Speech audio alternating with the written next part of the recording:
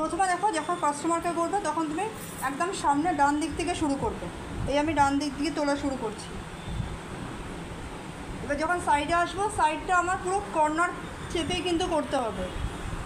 দেখো একটা শেপ চলে আসলো। এবার আমি যখন এখান থেকে যদি আমি করতে না পারি, আমি এই সামনের থেকে যদি আমি তুলতে না পারি, তাহলে মনে রাখবে যে আমি পিছন দিক দিয়ে তুলতে হবে। এটা সবার মাথায় রাখবে, এই পিছন দিকে ধরবো। এবার ওকে এটা দিয়ে আমি ধরতে বলবো।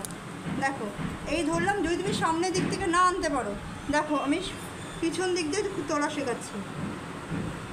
দেখো উঠে গেল।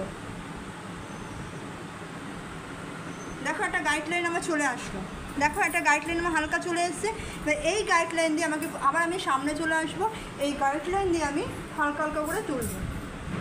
দেখো